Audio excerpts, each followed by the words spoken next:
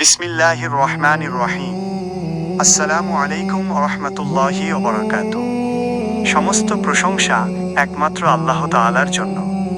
দরুদ ও সালাম বর্ষিত হোক আমাদের প্রিয় নবী মুহাম্মদ সাল্লাল্লাহু আলাইহি ওয়াসাল্লামের প্রতি। প্রিয় দর্শক, আজকের এই ভিডিওতে আমরা সহিহ বুখারীর কিছু গুরুত্বপূর্ণ হাদিসের শিক্ষা নিয়ে সংক্ষিপ্ত আলোচনা করব।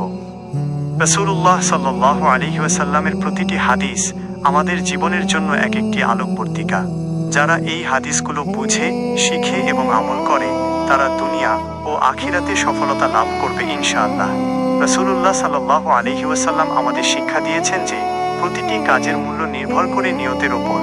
তাই আমরা যাই করি না কেন তা যেন একমাত্র আল্লাহর সন্তুষ্টির উদ্দেশ্যে করি। তিনি আমাদের আরও শিক্ষা দিয়েছেন যে একজন প্রকৃত মুমিন সেই ব্যক্তি যে নিজের জন্য যা ভালোবাসে তার মুসলিম ভাইয়ের জন্য তাই ভালোবাসে। হিংসা, বিদ্বেষ ও অহংকার থেকে দূরে থেকে পারস্পরিক ভালোবাসা ও ভ্রাতৃত্ব গড়ে তোলাই ইসলামের শিক্ষা। নামাজ একজন মুমিনের জীবনের সবচেয়ে গুরুত্বপূর্ণ ইবাদত। তাই 5 ওয়াক্ত নামাজ যথাসময়ে আদায় করা, মনোযোগ ও একাগ্রতার সঙ্গে আল্লাহর সামনে দাঁড়ানো এবং তার কাছে ক্ষমা প্রার্থনা করা আমাদের কর্তব্য। রাসূলুল্লাহ সাল্লাল্লাহু আলাইহি ওয়াসাল্লাম সত্যবাদিতার গুরুত্বও বর্ণনা করেছেন। সত্য মানুষকে নেকির দিকে নিয়ে যায় আর নেকি মানুষকে জান্নাতের দিকে নিয়ে যায়। তাই আমরা যেন সবসময় সত্য কথা বলি এবং মিথ্যা থেকে দূরে থাকি। ইসলাম আমাদের আমানত রক্ষা করতে শিখিয়েছে। মানুষের হক আদায় করা, কারো সঙ্গে প্রতারণা না করা, কথা দিলে তা রক্ষা করা এবং সৎ চরিত্র গঠন করা একজন মুমিনের অন্যতম বৈশিষ্ট্য।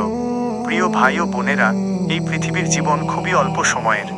একদিন আমাদের সবাইকে আল্লাহর সামনে উপস্থিত হতে হবে। তাই আসুন আমরা কুরআন ও সহিহ সুন্নাহ অনুযায়ী জীবন গড়ে তুলি, বেশি বেশি ইবাদত করি, তওবা করি এবং মানুষের উপকারে নিজেকে নিয়োজিত রাখি। আল্লাহ তাআলা আমাদের সবাইকে সহিহ বুখারীর হাদিস বুঝে আমল করার তৌফিক দান করুন। আমাদের গুনাহসমূহ ক্ষমা করুন, আমাদের ঈমানকে মজবুত করুন এবং জান্নাতুল ফিরদাউস নসিব করুন। আমিন ইয়া রাব্বাল আলামিন। আসসালামু আলাইকুম ওয়া রাহমাতুল্লাহি ওয়া বারাকাতুহু।